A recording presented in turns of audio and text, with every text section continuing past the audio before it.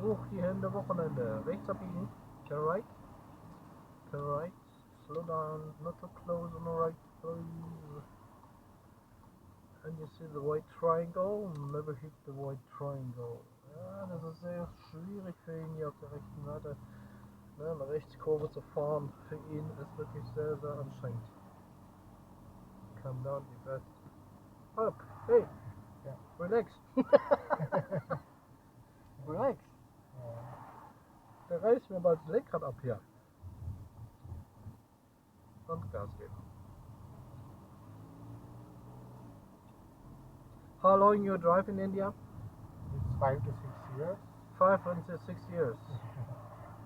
6 years experience. 6 Jahre Erfahrung in Indien. And you cannot match the traffic here, no? Huh? Kein Vergleich, no? You cannot match the traffic in India and here in Germany. It's completely different, no? Yes. Completely different. You cannot match.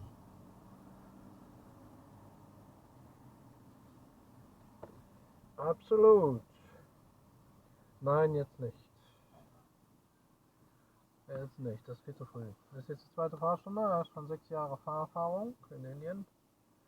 6 Jahre Fahrerfahrung in Indien. That's a long time, ne? In India. Yeah. A lot of cycles and a lot of motorbikes, no? Yeah. No? And you drive on the other side, no? It's completely new. Okay.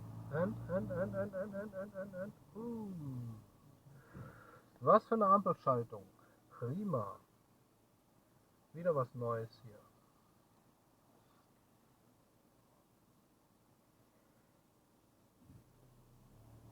Alles gut.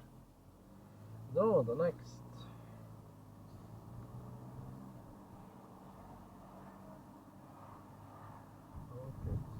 Okay. We have 2 lines here, no? 1, 2. Yeah. And the next we drive several times here, and you have to remember that the 2 stoplights are here. No? Yeah. By red, you stop then on the first line, Yeah. not on the second. Ah, that's a little bit difficult here. And we are nearby here by TÜV. TÜV organization, you make your exam here. No? Okay.